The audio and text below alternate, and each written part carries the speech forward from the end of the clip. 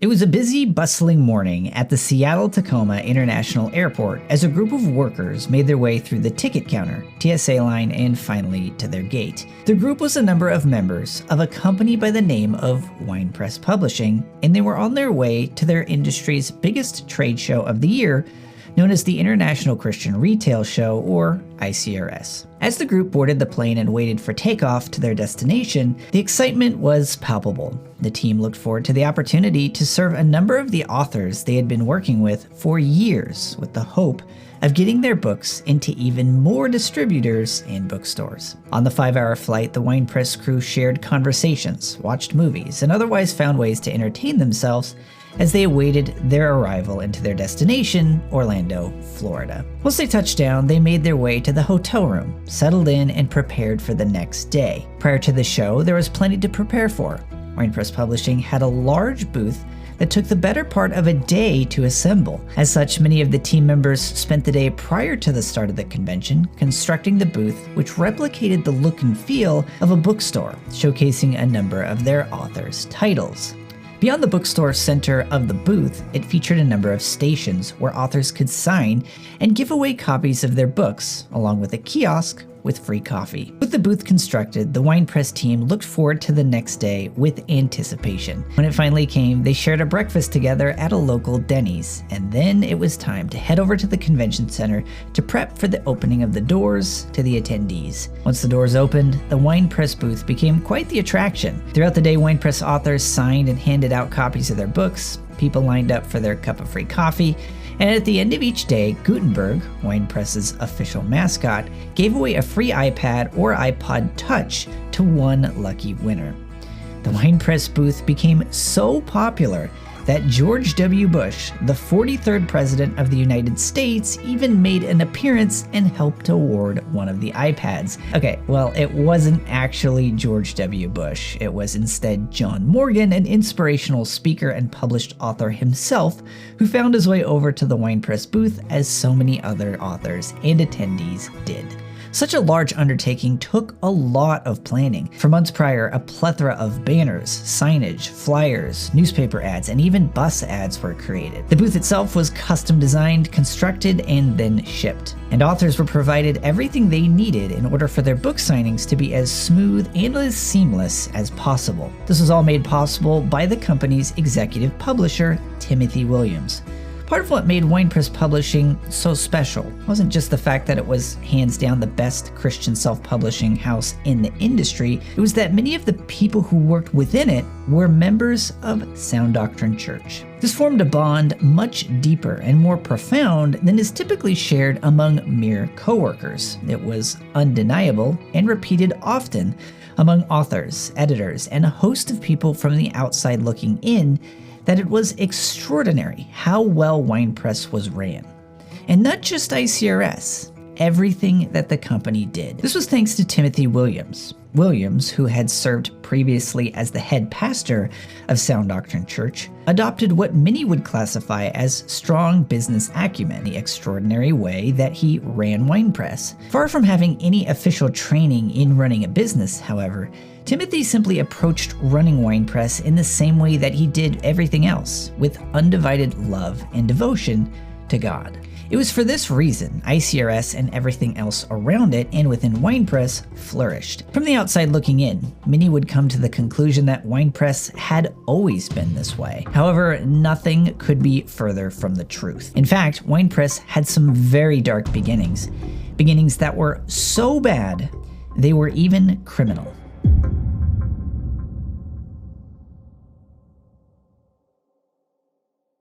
Despite running the business in the heydays of WinePress Publishing, Timothy Williams was not the founder. The founder of the company is an individual who we will be referring to as Jezebel. To say that WinePress's early days were rocky would be an understatement. To fully understand just how badly WinePress was ran, we first need to go back to the 1980s to begin to paint the picture of who Jezebel is. From 1983 to 1985, Jezebel, with the help of her husband and 2 other individuals, ran a charity. This charity was run as a telephone boiler room.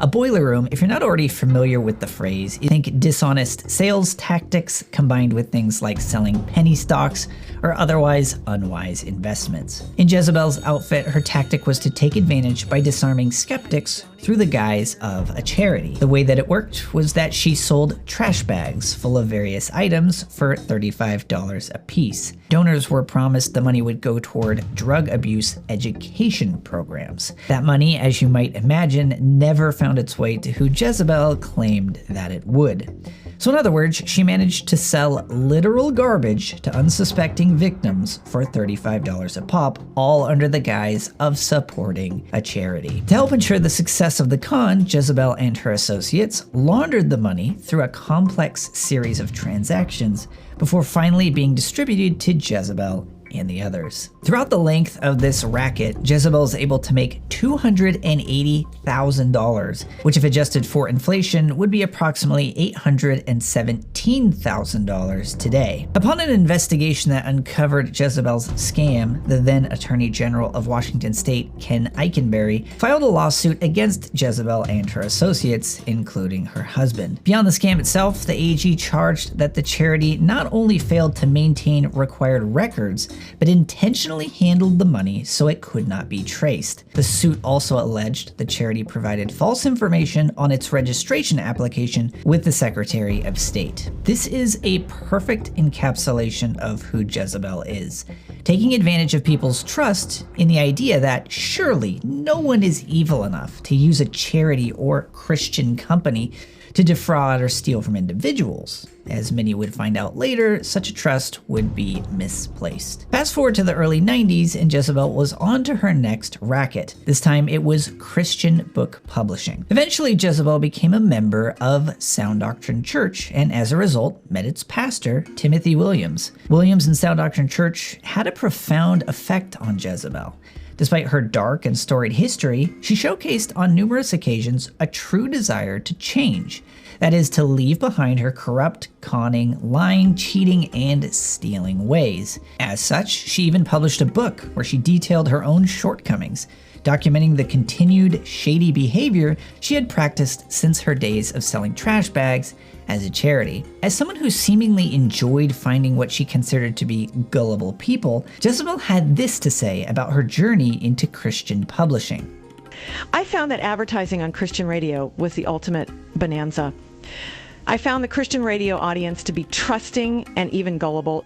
It became easy for me to use and abuse my relationships in the church to get where I wanted to go. Now, when I came on staff, oh my goodness, what an eye-opening experience. Her accounting department was a disaster.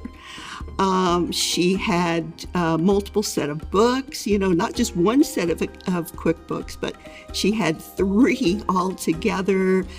Taxes hadn't been paid. Payroll taxes were behind. And the operation was just not run right at all. I, would ask the person who was currently there as the bookkeeper, trying to sort something out. Well, I'm having trouble trying to reconcile this bank account. Could you give me the last statement? And he's like, oh, well, I quit reconciling that years ago. I'm like, years ago? How do you know how much money's in the account? Well, anyway, she had hired Timothy Williams as a business consultant. Now, he was the pastor of the church, but, and he wasn't really a businessman, but she needed help. And so he agreed to help her out. And fortunately, he wanted things done right. He ran a tight ship. And he assured me, no, everything is going to be done according to standard accounting practices. All taxes are going to be paid. No, we're doing everything by the book. The majority of Jezebel's improvements, temporary as they may have been, came as a result of being a part of Sound Doctrine Church. The love, self-discipline, and service of other people proved to do some good in her life. It was these very same virtues that eventually began to transform WinePress Publishing as well. Part of what eventually made WinePress such a unique and incredible place to work was that it was comprised not merely of employees, but largely of people who went to church together and considered themselves to be family. It was as a result, of course, of Timothy Williams and his leadership. Eventually, after a number of discussions and seeing the positive impact Mr. Williams was having on the business, even from a distance, he was offered the opportunity to buy the business. He was going to buy the company. She was going to sell the company to him. And so, of course, that involved the accounting department. So we worked on all that, and she actually advertised it. I'm going to read from this. Put an ad in the Christian Retailers Association magazine, and this is in June 2006, and she wrote, WinePress Publishing Group has announced an upcoming change in ownership. Timothy Williams will be purchasing the company from Athena Dean. Williams' wife will continue in her role as editorial director. Dean called the new management structure a team effort with Timothy's gift of administration, Carla's gifts of editing, and my gifts of marketing. The company will continue to be at the forefront of custom publishing with a reputation that communicates integrity. So it was an incredible time because she was going to continue at the company, but she would be an employee, which is really what she wanted. She did not want to run the company, you know? She liked marketing, she liked traveling, she liked going to conferences, and that's what she wanted to do. And this would just take such a burden off her shoulders, you know?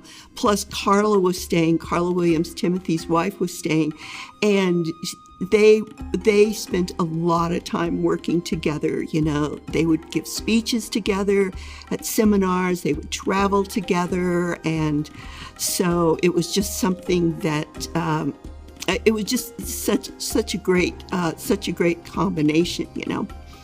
Well, as time went on, though, at some point, I don't know, she had this dream, you know. She was talking about how she was going to fire everybody at WinePress and start all over again, and I think there were some other things going on with her I didn't really know about, but Timothy was kind of picking up on this, you know. Some things, you know, she just doesn't really have a pure heart about this anymore. So, you know, what is going on there? And I think Athena pretty much knew, because as the employees there at WinePress, we loved Timothy. We just appreciated him so much, what he was bringing to the company.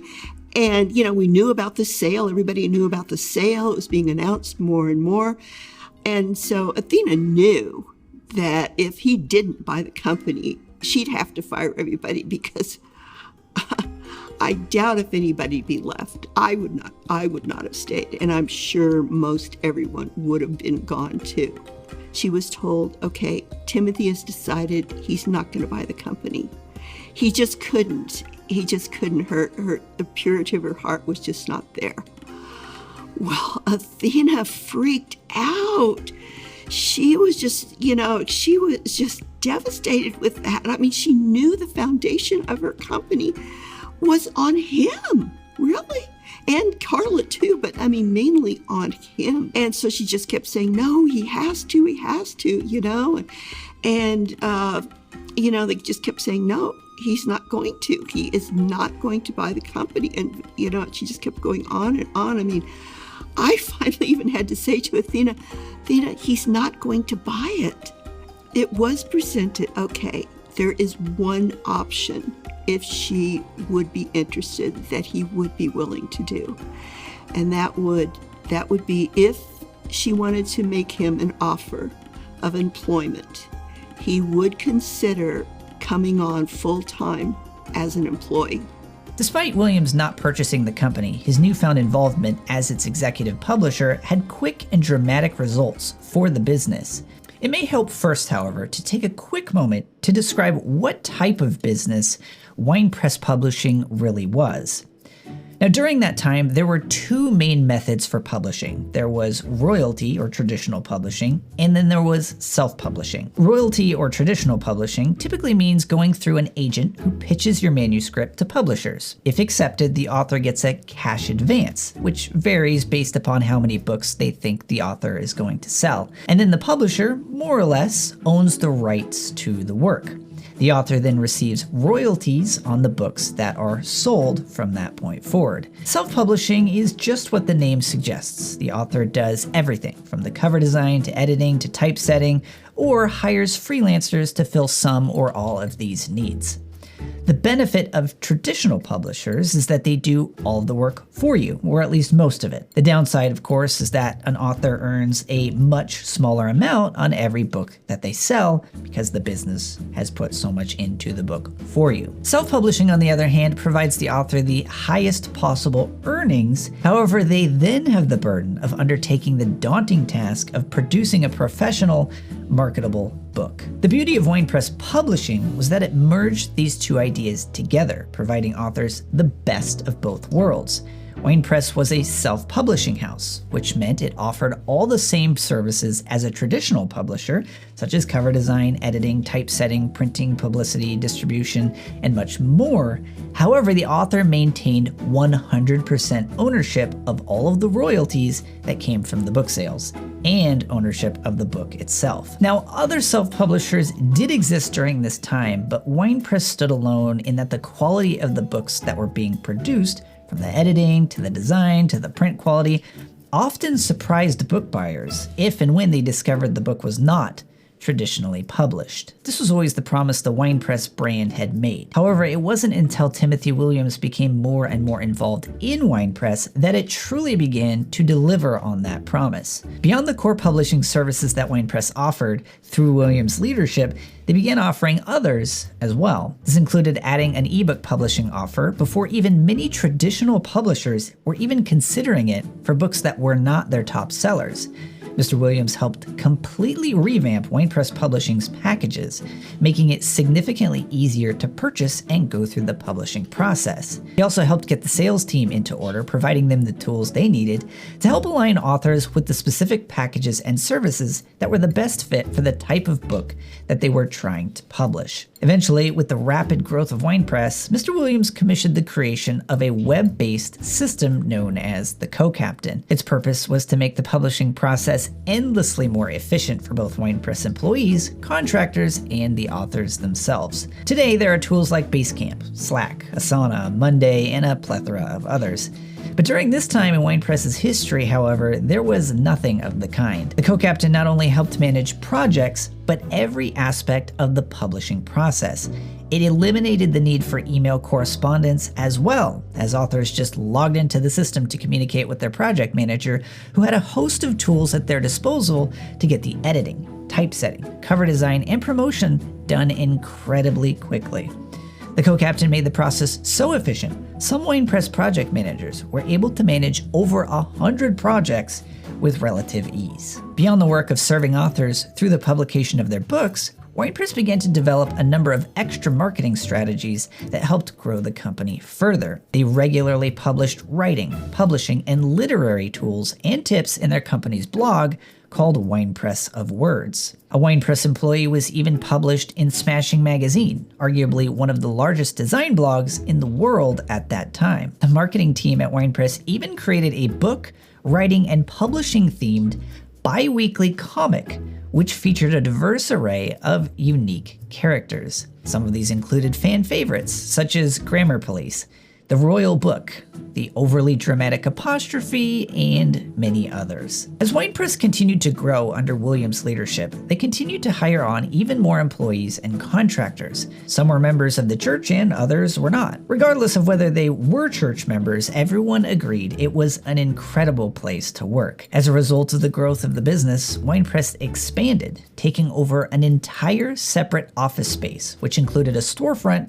which eventually became notation printing. While there was plenty of work to be done and everybody kept busy, breaks were mandatory and there was no working through lunch. The lunchroom itself contained an extra-large family-style dining table where the vast majority of workers would share lunch, laughs, and conversation. The table contained multiple chess sets with timers, which were used regularly on break times. A Nintendo Wii could be found in the conference room, connected to the projector for the occasional match of Mario Kart or Wii Sports. During the colder months, it wasn't out of the question for an afternoon to be taken off for the team to take a company-wide sledding day. As the company continued to experience record growth and success, WinePress's executive publisher Timothy Williams made the decision to take the entire company on a cruise to Alaska. The cruise had numerous purposes. It was first and foremost a working cruise.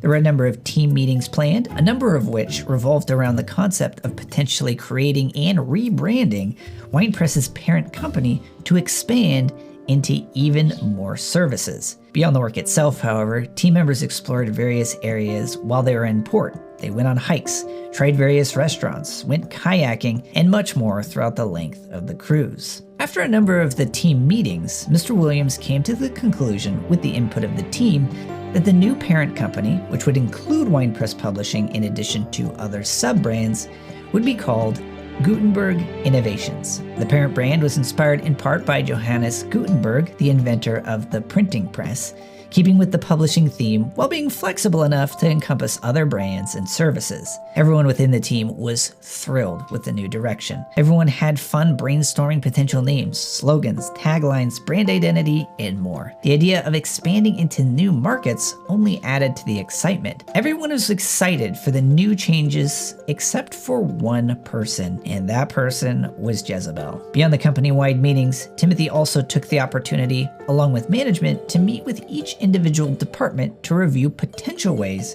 that they could improve. Some departments had minor adjustments, and others had larger overhauls or systems put in place to help the company more cohesively move in its new direction. But when it came time for Jezebel and her department to meet with Timothy, she decided to go into full sabotage mode. Potentially because she had grown embittered due to the success WinePress was seeing as a result of Timothy and in spite of herself, or because it was simply in her nature to destroy, she argued and fought over the new direction of the company. This was despite the fact that every other WinePress employee was enthusiastic and excited for the new direction.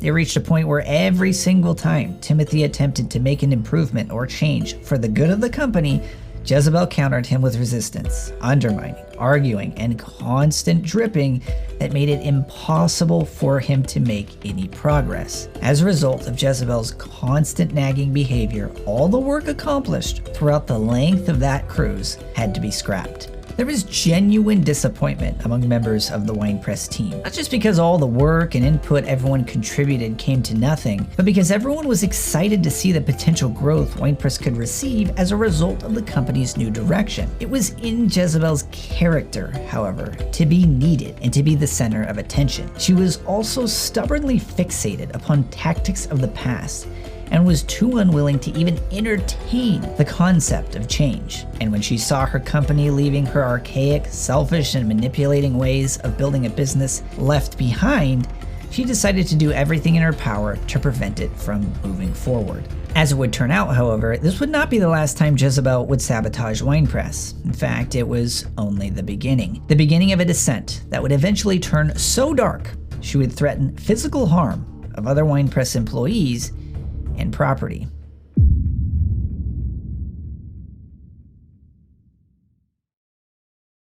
One thing that became increasingly clear over time was that with Jezebel owning WinePress, little or nothing could be done to move the company forward. From the point of the cruise moving onward, Jezebel fell further and further into her old ways. What began as an occasional disruption turned into near daily meetings of management dealing with messes and damage that Jezebel was causing. One of Jezebel's sales tactics, which harkened back to her charity fraud days, was to disparage other publishers. As lying was so ingrained in her nature, she would flat out slander other publishers while attempting to sell prospects on WinePress's services. As a result of Jezebel's behavior, Timothy instituted a no-gossip policy, which helped ensure that gossip of any kind was not tolerated at WinePress, ensuring the protection of authors, contractors, other employees, and even competitors. Despite these efforts, Jezebel refused to comply and continued to disparage other publishers until the threat of a lawsuit came to the forefront. To help protect the reputation and quality of WinePress, Jezebel was moved to the accounting department. While there wasn't any way for her to slander competitors, she continued to find ways to make work more difficult for other employees. Extra rules, checklists, and regular meetings with numerous team members were required to the point where it felt to WinePress employees that they were dealing with a toddler. Here are just a few of the things fellow employees had to say about their time having to work along Jezebel. Jezebel blames the whole company for her own mistakes and comes out sparkling. I documented one day where she lied 13 times and wasted hours of time. Jezebel admitted to attempting to sabotage my work because she hated to be in the accounting department. It will take at least 5 years to undo the damage Jezebel has done to WinePress. As time went on, Jezebel's behavior became increasingly worse. While employees of WinePress were forced to participate in meetings meant to help keep Jezebel in line, Timothy took the brunt of her horrible behavior. Throughout the course of Jezebel's life, dating back to the trash bag charity fraud she undertook in the mid-80s, she was used to being able to manipulate and fool just about anyone. As she said in her book, she found that Christians were extremely gullible and she expected Timothy to be the same. However, as she would later write, Mr. Williams was the one person that she couldn't manipulate. Jezebel would get pulled into meetings over and over again with Timothy in a desperate attempt to get her to follow simple rules and procedure and to, as much as possible, prevent her from wasting the time of other employees. And of course, a complete unwillingness to admit any wrongdoing despite being presented with undeniable evidence of said wrongdoing. It was as if every conversation with Jezebel was a sales pitch or a con job that was exhausting to parse and wade through. After causing other fires within the company that Timothy and other employees had to put out, however, Jezebel hit a brief moment of reprieve. From all outward accounts, she was beginning to see just how obnoxious and damaging she had been to the company, employees, and especially Timothy Williams. As such, she wrote a letter to Timothy, outlining in her own words just how terrible she had been. Dear Timothy, he is answering that prayer, and the pain that I have caused you to endure is horrible. I finally get the post you put on the boards about how nice I am while stabbing you in the back. I am so easily flattered by those who write lovely words about me, but the truth is, those people don't really know me. They don't live with me, so it's easy for them to have positive things to say about me. They've never crossed me, stood up to me, or pointed out my sin, so of course all they see is my good side. The truth is, I've destroyed every close relationship I've ever had in my life because I'm a bully, a manipulator, a liar, a user, and completely arrogant. No wonder I've always gravitated to business and excelled there, because I never have to get close enough to people for them to see the real me. I am truly no better than a man who calls himself a Christian and is well respected by all, who secretly beats his wife and kids at home behind closed doors. I have stabbed you in the back repeatedly every time you rebuke me. In my heart, I grow more and more bitter and rage against you and also the Lord. This is my pattern and the way I avoid the pain of the cross. If I harden my heart and blame you for my condition, I won't have to feel the pain of all my rebellion, pride, bitterness, resentment, betrayal, lies, and self-love. I do not want to stay this way. I must face up to the truth now, or there is no hope for me. I do not expect to be able to fellowship with you and Carla, as it will take a long time to prove myself faithful and worthy of such fellowship, but I must make it right somehow. I'm not sure how, but I must at least be restored to you as my Father and Lord. You were an answer to my prayers 12 years ago, and instead of treating you as such, I have treated you as if you were a curse. I have hated you in my heart, the one and only earthly father in my life, who has loved me enough to stand up to me. Please accept my confession of my sins against you. I am deeply grieved over all the pain I've caused you and Carla. I intend for this sorrow that I feel to lead to true repentance. While to those who are new to who this particular person is, this could appear to be a genuine, heartfelt outpouring of sorrow for wrongs done, it would only turn out to be flowery, religious-sounding words and a little more. What she was able to do, however, was accurately portray who she was and is as a person and why she had been causing so much destruction. A short period of time after sending the letter, however, a dispute arose in regards to taxes that Jezebel owned as a result of selling the company. This, in addition to other arguments that arose around Jezebel, eventually led to her submitting her resignation, both from WinePress Publishing and Sound Doctrine Church. It was from this point forward that Jezebel would dedicate every ounce of her energy to seeking to destroy WinePress, Timothy, and the church that had done so much good in spite of her constant bitterness and manipulation. And as it would turn out, she would eventually get the help of an Enumclaw police officer. This officer's name, Enumclaw Police Detective Grant McCall.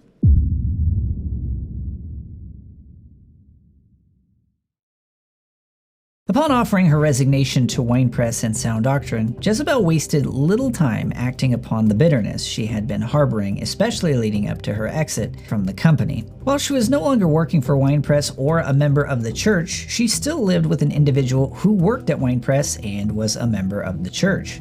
This individual was kind enough to allow Jezebel to live with her, despite the fact that she made all of the house payments and owned all of the furnishings within the house. She had a lot of financial obligations. I was in a position where I was able to, so it's fine with me. It's like, yeah, I'll pay the mortgage, the rent, the food, and everything, But now that this is where she was, we were no longer going to be roommates. So I started to take steps to move out of our house. We were renting a house at that point. So one day I came over and, started moving some things out of the house. She wasn't home at the time, but, I just went and started boxing stuff up, moving them out. I had some friends that were helping me. Well, she came home while I was moving out. And what does she do? She doesn't really say anything to me. She calls the police. So the police come over, and so they come into the house, to talk, I guess, to Athena to find out what the problem is, So so they come in, and the first question they ask, which I thought was really strange, is they ask me, and my nephews, they're like, "Where's your church located?" Can I call you back?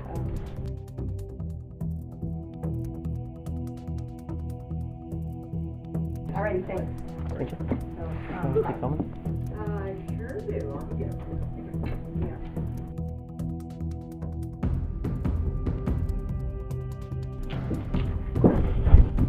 Yeah. Where's the Sound Doctrine Church located? It's over at, where the warehouses are on. And I'm like, what are you talking about? I mean, what does my church have to do with this situation? So anyway, gave the address of the church, it's on the main street of town on Cole Street, told them where it was, but that was a little odd, Then Athena, made this comment to me. She was going, well, Jan, the attorney at the new company sent me a letter saying they're going to sue me if I don't pay my taxes, this tax to the state. And I'm like, well, Athena, they're your taxes, And so she just lost it when I said that. She goes, oh, Jan, how could you be so blind? And all this stuff. Well, when she's getting so upset, then the police say to me, well, you're going to have to go outside. And I'm like, why do I have to go outside? She's the one who's upset, and everything. Why do I have to go outside? But anyway, okay, I had to go outside. And so that really began kind of a journey I was pretty surprised about. I was shocked, actually, with the police department. Their comments on the incident report: requests for advice regarding a civil issue. Former house guests have left the residence, but left behind property that needs to be picked up. Well, first of all, that made me really mad. What? They're calling me a house guest? and I have some property that I want to pick up. Yes, the whole house, all the furniture in the house, except for her bedroom, belongs to me. You know, the dining room, the living room, the kitchen, the washer, dryer, everything belongs to me. Then the police write, the homeowner, which didn't own the home, is separating from Sound Doctrine Church, and reporting party is concerned about the house guest and their association with the church. I'm like, what? I mean, what do you mean separating from the church? I mean, if you don't want to go to church anymore, fine. Don't come to church. But why is this a police matter? You know, and why do I have to leave my house because they don't like the church I go to?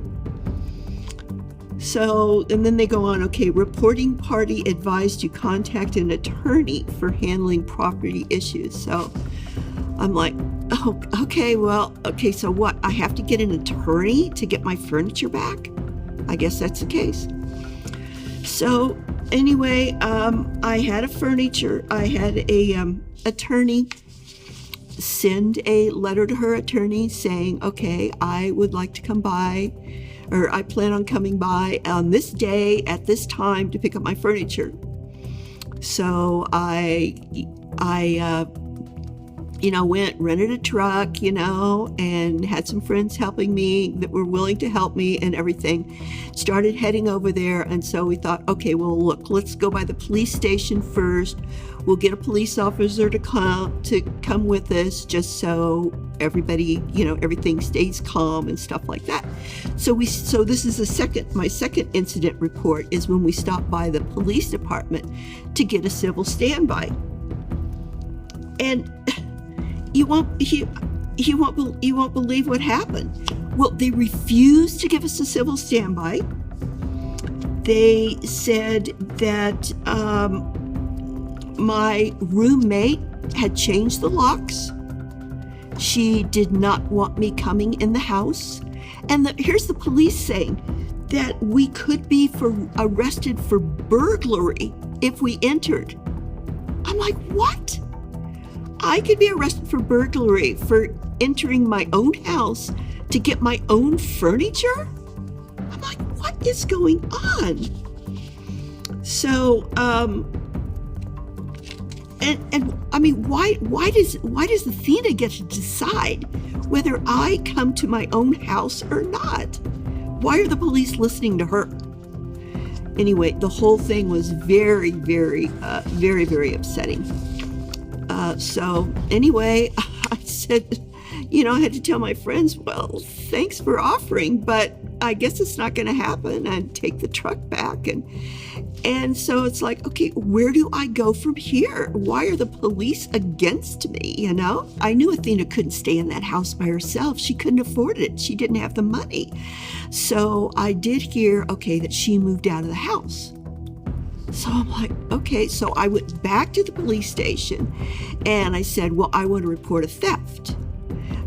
All of my possessions have been stolen. So the police officer goes, oh, okay, well, just a minute. I have to make a phone call, So the police call Athena to find out what is going on. I mean, why are the police consulting my roommate? Or I guess she's my ex-roommate at that point. Well, anyway, they are. So they consult Athena, and so the police officer comes back and he says, oh, okay, I talked to your former roommate. All your furniture and possessions are in the garage. And he wrote down on here, this is an ongoing civil dispute between reporting party and her former church organization. I never even mentioned anything about my church when I went in there, and I'm not a church organization. I'm an individual who wants to get her furniture, So I don't know. The police have just totally turned this into something about my church. They obviously don't like my church. They don't like me because I go to this church. What ends up happening is, so at that point, I contact the owner of the house, and he knows about the furniture in the garage. And so I make arrangements with him. He says, yeah, I can meet with my property manager. He was living out of state. I met with her. I saw what was there. I arranged to I arranged to go pick everything up. I was going to this one day, and then this person who was going to help me got injured, so I had to do another day. So I had a date set up with him that I was going to go and pick up the furniture. Well, then I heard Athena, did this. She had this blog about Sound Doctrine Church and WinePress and how much she hated it all, and she was just going on and on with her hate and her slander. Anyway, she posted on there that I went over to the house and I disposed of all Jan's possessions because they were abandoned. And I'm like, what? And so I contacted I had my attorney at that point, communication was going through the attorney. I had my attorney contact my landlord, and he was like, yeah, Athena came by and took all the furniture that was in the garage. So, so there's my lifetime accumulation of possessions gone. And I'm not a young woman either. I don't have another lifetime to live and accumulate, the things that you do throughout a life. It's like everything gone. So, after I calm down from that, I go, well, I'm going to go back to the police now and tell them, now there is, it's a theft. Everything is gone. So I go back to the police and I tell them, everything, all my possessions are gone. There has been a theft. You know what the police tell me? We don't get involved in civil disputes. I'm like, what? You have been involved all along the way. Now you don't get along in civil disputes? So anyway, it just became totally clear that the police were totally against our church. Jezebel gained nothing from destroying all of an elderly woman's possessions. This is just the type of sociopathic behavior she's exhibited for most of her life. Upon destroying the life of an innocent old lady, Jezebel opened up new inroads with the Enumclaw Police Department, as she discovered a shared hatred for Sound Doctrine Church and its members. This eventually led to her coming into regular contact with Enumclaw Police Detective Grant McCall. In fact, Jezebel and McCall would share an exhaustive list of emails back and forth, expressing their shared hatred for Sound Doctrine Church. Some of this communication also stemmed around Jezebel's son. This had to do in part because he was caught on video stalking around the house of a Sound Doctrine Church member at 3 a.m., tapping on windows, slamming on one of the doors, knocking over decorations, and otherwise harassing those who lived there. The Enumclaw police were called, leading to his detainment. Upon hearing the news that Jezebel's son was in custody, McCall reached out to her, after which she confirmed she knew he was at the residence harassing Sound Doctrine Church members. Which does seem odd. Why would she already know beforehand that her son was harassing Sound Doctrine Church members? It could be she was using and abusing him, just like she did everyone else, taking advantage of his long track record of alcoholism and volatility. In any case, McCall ran interference for Jezebel's son, helping to ensure he faced no charges for the harassment and the destruction of property. Rather than doing any type of police work, McCall instead emailed back and forth with Jezebel, offering his version of spiritual advice in regards to her son. Naturally, Jezebel blamed her son's behavior on Sound Doctrine Church, stating that he used to be a perfectly good, well-mannered, well-behaved Christian boy before he became in contact with the church. Now, this is a very curious claim, seeing as how he was never a member of Sound Doctrine Church, but far be it from Jezebel to take personal responsibility for how she raised and mistreated her own son. McCall responded to one of Jezebel's many emails by stating that her son must find, quote, "He needs to find a church that serves a risen Savior, not this cult stuff." True to McCall form, he dismissed the actual crime that was committed in this situation in favor of slandering the church instead. Par for the course in terms of McCall's corruption. Well, at the same time of being in touch with McCall, Jezebel began reaching out to any and every former member of Sound Doctrine Church that she could find. While this list was short, they did exist, and Jezebel did her best to ignite any bitterness she could in order to manipulate them for her own purposes. And it was with these embittered former members with whom Jezebel began to recruit in her campaign of slander against her former church and against WinePress Publishing. Keep in mind, as we've already covered, Jezebel accurately characterized who she was and is as a person. That said, there was no doubt she was acting in accordance with her own self-characterized sociopathic personality. One woman in particular with whom Jezebel started communicating was someone to whom we will be referring to as Delilah. Delilah had attended Sound Doctrine Church for many years, and for a time her husband worked for WinePress Publishing. After exiting the church and WinePress on less than happy circumstances, Jezebel began spending a lot of time around Delilah and her family, and this included her children. Not too long after spending a significant amount of time around Jezebel, one of Delilah's daughters suddenly developed the idea that she had been abused by one of the pastors of Sound Doctrine Church. This pastor also just so happened to be a member of WinePress's current management team. As a result, this minor reported to her counselor, a counselor who Jezebel knew personally, that she had been abused, and this eventually made its way to Enumclaw Police Detective Grant McCall. Prior to this meeting with McCall, this particular daughter only had a vague, generalized accusation of abuse. This testimony conveniently transformed, becoming significantly more graphic, detailed, and incoherent as a result of them being fabricated by the detective Grant McCall during the interview. I mean, this entire interview is not acceptable. Every single alleged act, is suggested first by the officer. And Every act? Yes, every act. Jezebel anxiously awaited the outcome of these interviews with McCall as she waited right outside the Enumclaw police station while they took place. After all, it was Jezebel and McCall who were salivating at the opportunity to destroy WinePress Publishing and Sound Doctrine Church, and they were all too willing to use anything and anyone in order to do that. After completing his interviews, a grand total of 0 investigation, McCall never even took the time to visit the residence where these allegations supposedly took place. McCall entered WinePress Publishing and arrested the aforementioned pastor and manager. McCall's assertion as to why he moved forward with the arrest, or to put it another way, evidence that convinced him of guilt, he said, "I could tell he was guilty because of the look on his face." Despite how highly scientific the look on the suspect's face method is for determining guilt, no further investigation was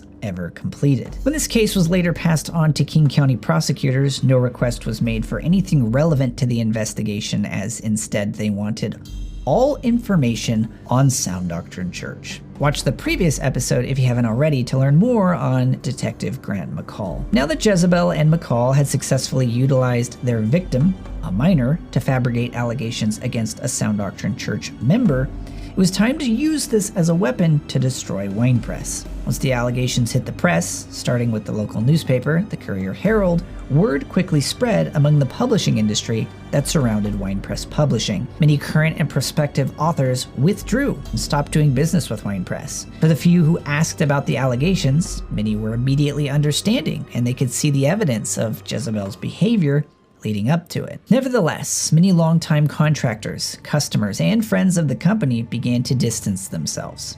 This in turn led to an ever-increasing downturn for the company's revenue. As you might imagine, this put tremendous strain upon the company and its employees. Eventually, it reached a point where WinePress struggled to make payroll. This is a particular point that put individuals who were members of both Sound Doctrine and WinePress Publishing to the test. While one by one contractors and friends started leaving WinePress, the core employees stayed, despite the fact that they were only able to receive partial pay. The turmoil during this period, however, wasn't relegated to WinePress. Vandalism, death threats, and other hate crimes were taking place against the church during this time. Emboldened by the fact that Enumclaw Police did nothing to stop or punish crimes against Sound Doctrine Church or WinePress, one couple even took the opportunity to break into WinePress's warehouse.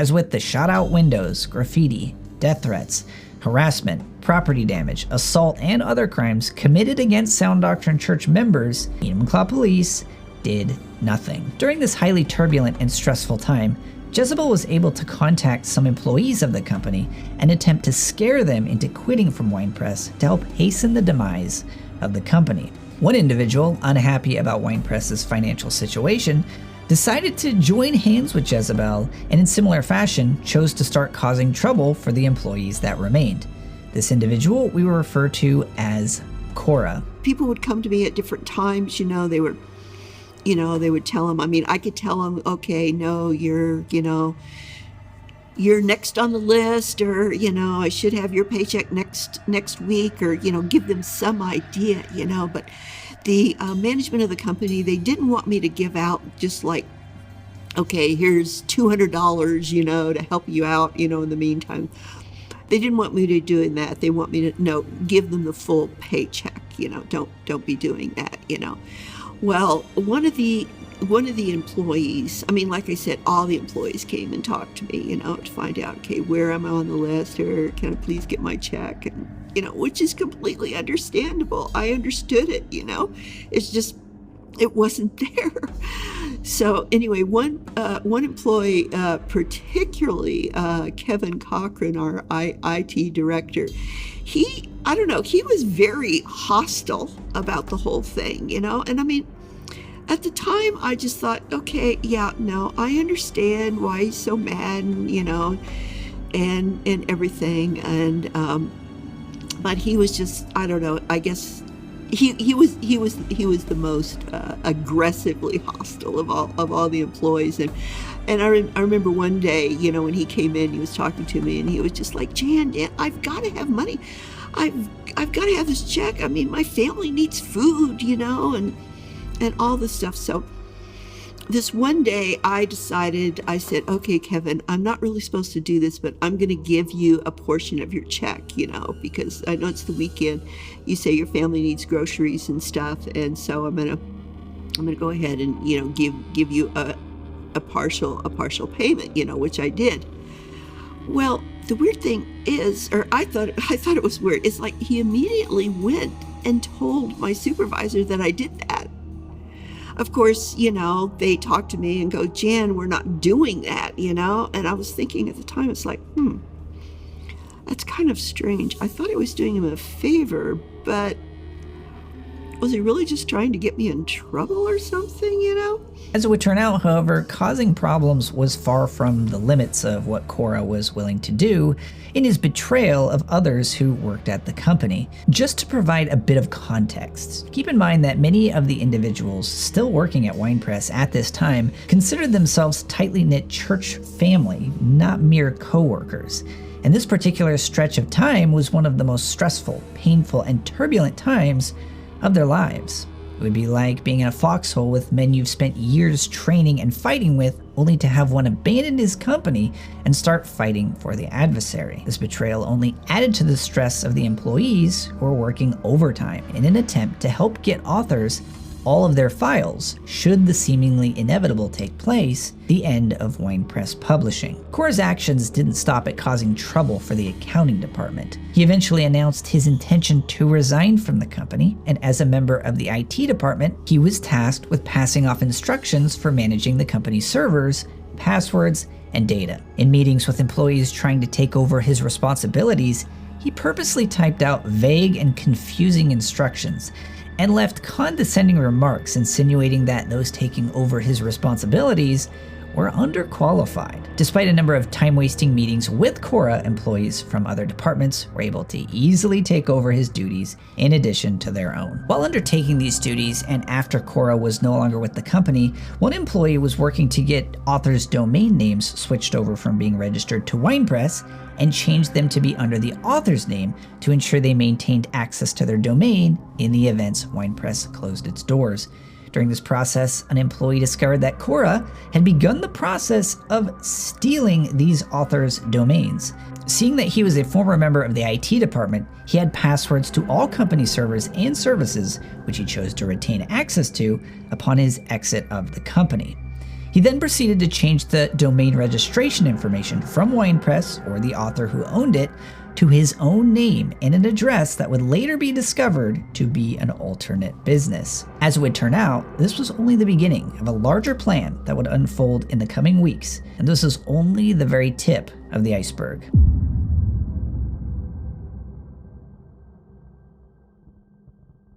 Despite the financial difficulty WinePress was undergoing, there yet remained a shred of hope that the company could stay open. This was due in large part to WinePress's landlord, Mike Reynolds.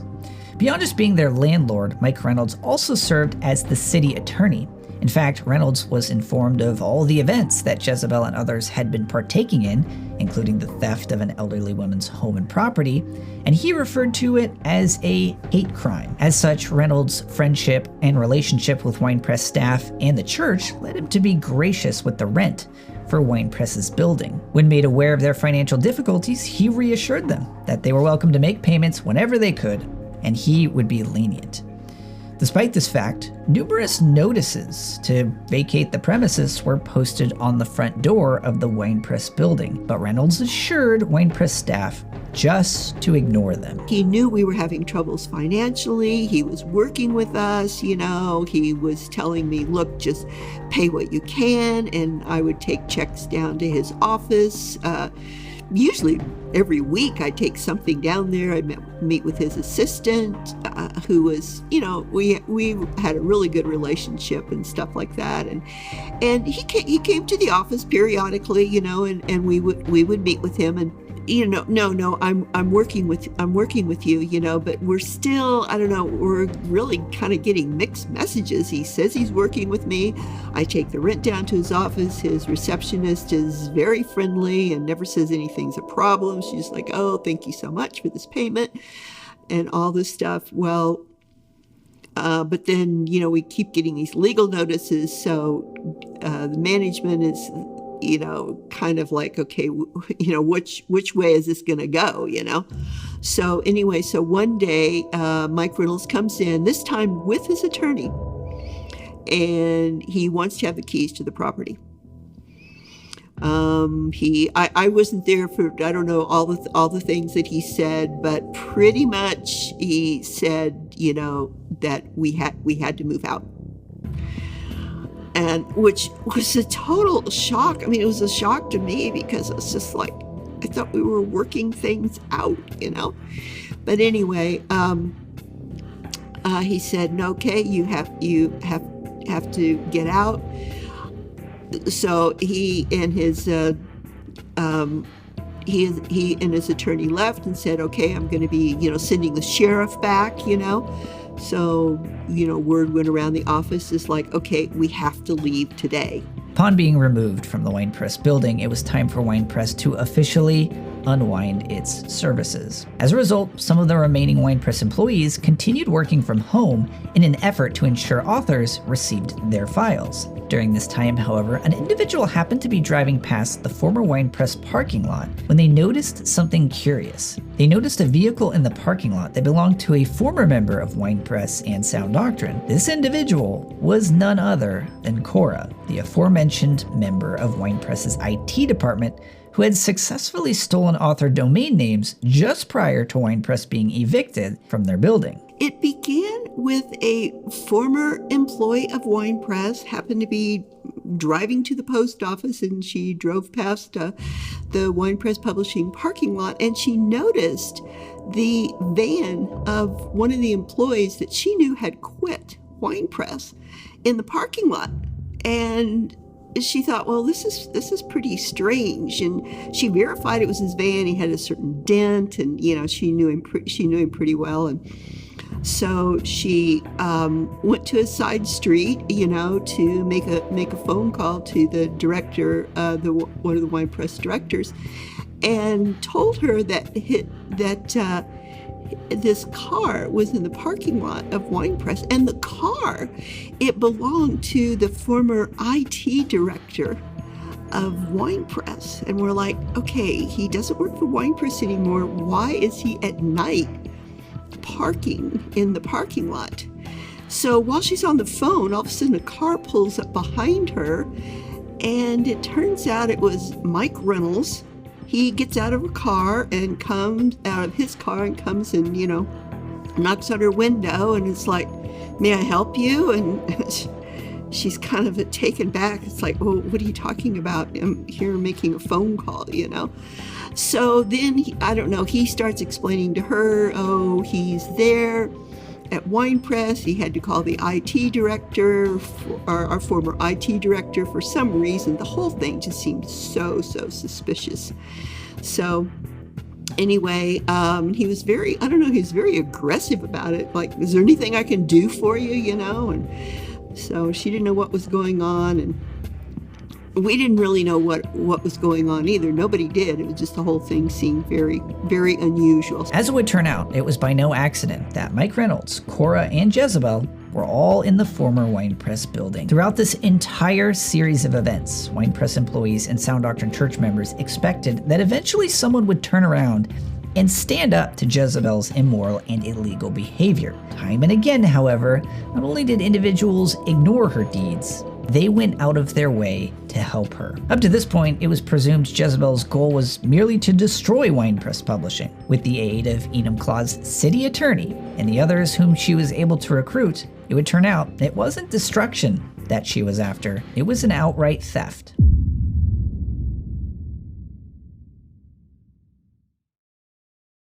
Shortly after WinePress staff was evicted from the premises, it took little time for landlord and city attorney Mike Reynolds to find his new tenant. And who was this new and convenient replacement? Why, none other than Jezebel, the former WinePress employee who sabotaged the company leading up to her exit and used a minor who later levied false allegations that led to the company's downfall. The fact that Jezebel became the new tenant of the property was far from the worst part of the situation, however. Mike Reynolds knew from the very beginning he was going to remove WinePress from the building. However, by misleading them into thinking he was working with them as notices appeared, he knew at the end of the eviction period, he could have the legal authority to kick WinePress staff out and then seize all of their property. And what did Mike Reynolds choose to do with this property? Perhaps you might imagine he contacted WinePress management and allowed them to retrieve at least the sensitive information. Keep in mind, WinePress's servers housed an online bookstore and payment processing system, both of which contained sensitive customer information,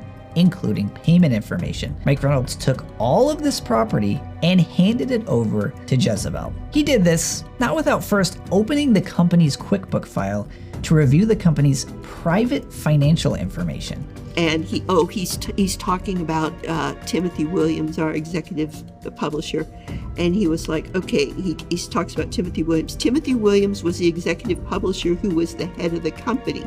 He continued to receive his paycheck every month without fail, even to the very close of the business. This was discovered by the landlord when he seized the books after I resigned. So here he's saying, okay, the landlord has the QuickBook files. This is how we found out that he had the QuickBook files. And as I said before, the only way it could have had it is if Kevin gave it to him, accessed it for him, Plus, what's interesting is that after it shows, because the QuickBook files were taken off the server at a certain point. Well, Timothy did not get every paycheck that was owed to him. Unfortunately, no one at the company did get every paycheck that was owed to them. And I mean, I'm not happy to say that. I mean, I'm very sad to say that because people worked hard and they suffered financially for it, But the one thing it does show is they did not have the most recent WinePress records because those were only on the laptop. That's it. I was the only one that could access it. Seeing as to how Enumclaw's own city attorney was aiding Jezebel in theft, there was no reason not to throw caution to the wayside and announce to WinePress authors that she had acquired all of their book files. She did this by sending an email to all WinePress authors, email addresses she received through the help of Cora, stealing them. For those of you who don't know me, I co-founded WinePress in 1991. In 1999, I allowed some unscrupulous leadership into the organization, culminating in their takeover in 2010. I want to say I am so sorry that I allowed them in and gave them credibility in Christian publishing. It was completely wrong to do so.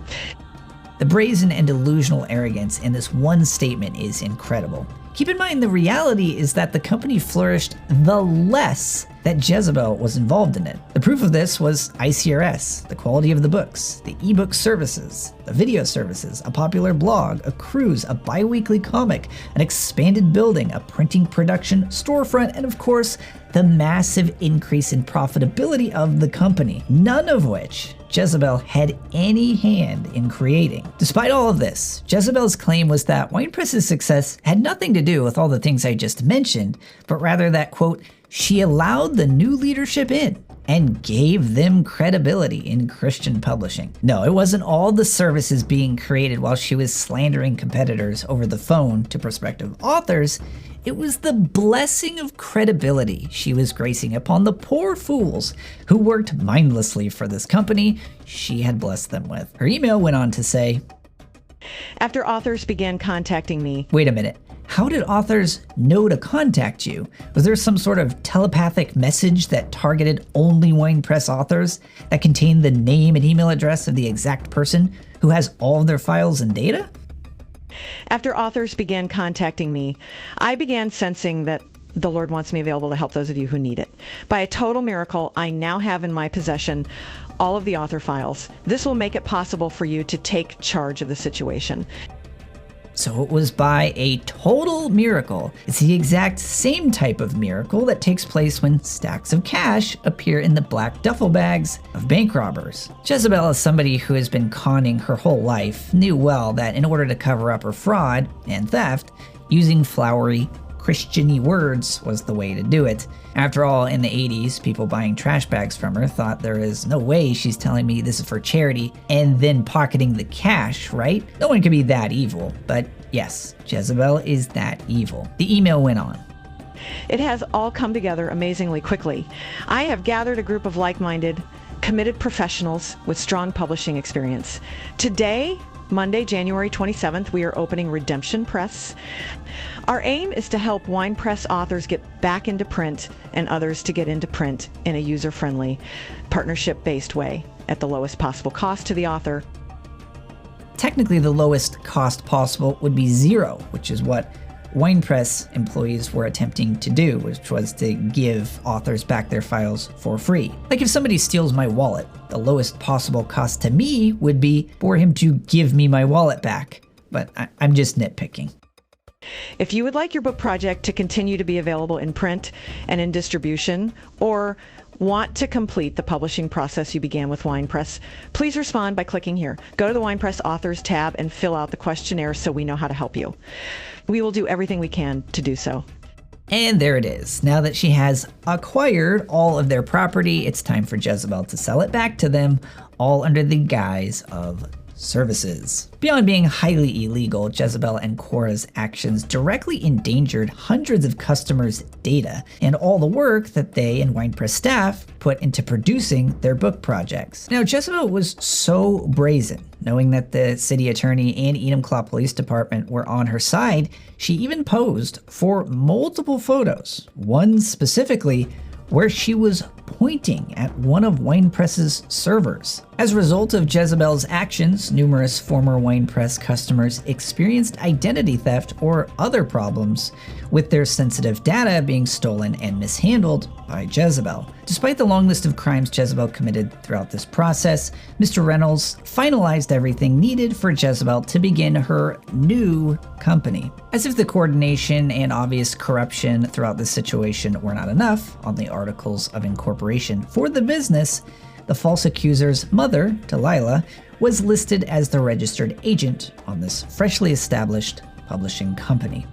This company was under a new name, of course. However, it was started with all of the book files dozens of WinePress employees had strived for decades to create in spite of the incompetence and undermining Jezebel had put in their way, work which she was all too happy to take credit for. Dozens of hardworking employees had just lost their jobs as a direct result of Jezebel's actions, and she was awarded all the fruits of their labor, free of any charge, by Enumclaw City Attorney Mike Reynolds along with the Enumclaw Police Department. After stealing all of their work, Jezebel celebrated by doing a grand opening complete with a ribbon cutting.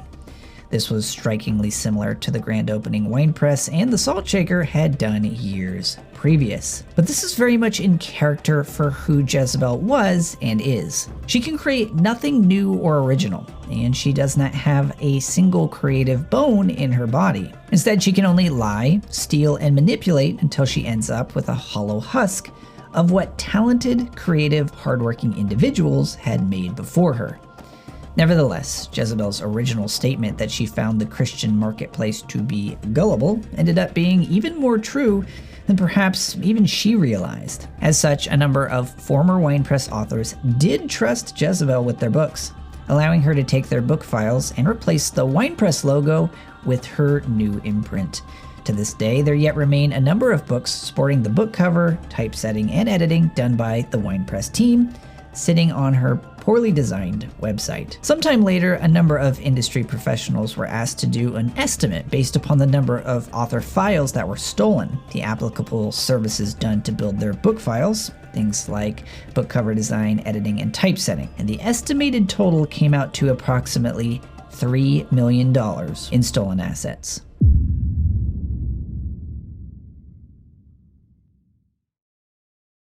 As WinePress finally came to a close, former employees of the company and members of Sound Doctrine Church had little recourse within the city of Enumclaw. This had to do in large part because reporting a theft to police would have little effect if the person enabling the entire situation was the city's own prosecutor, and police were fully committed to helping Jezebel get away with as many crimes as she wished. These individuals had just had their livelihood destroyed, church shut down, and positive influence in the community removed, all because the corruption within Enumclaw protected Jezebel and Detective McCall's hatred against a church that did nothing but try to serve the community of Enumclaw. And with that, the days that followed marked the official end of WinePress Publishing. Former employees were now left to find other employment, but far worse, had to watch as a con artist successfully stole over a decade of their hard work, creativity, and service, all done in spite of the very person who stole it. Now up to this point, we've covered quite a bit in this series, and I know it may seem unbelievable, the sheer number of people that contributed to the demise of the Salt Shaker, Notation Printing, and WinePress Publishing. We've talked about Enumclaw Police Detective Grant McCall fabricating allegations against the church pastor who also served in WinePress's management. We've covered Jezebel and Cora stealing the company under the protection of the city attorney and the police department, all while dozens or even hundreds of customers or even friends shrugged their shoulders and remained silent. But if you know your Bible, you would know that this is the exact same thing that happened to Christ himself. When he was under trial, his very closest friends remained silent in the face of injustice, and others who had no particular bone to pick in that fight spoke up to yell, "Crucify him," even in spite of being offered Barabbas, a thief, in his place. In the very same way, Enumclaw's government and community were all too happy to side with a charity-conning swindler over a group of individuals whose only goal had been to live a quiet life and to serve the community in as many capacities as possible. That being said, for a deeper dive into this and into the full gospel, I highly recommend you check out and listen to the Consider podcast, the very same whole gospel taught and practiced at Sound Doctrine Church. Now, with as outlandish as this story sounds, however, it is not the end. There is yet another chapter that is arguably more absurd, astounding, and corrupt than anything we've covered thus far. In the next episode, we'll cover the trial between King County and Sound Doctrine Church. Thank you so much for joining us in this series, and I will see you in the next episode of Enumclaw.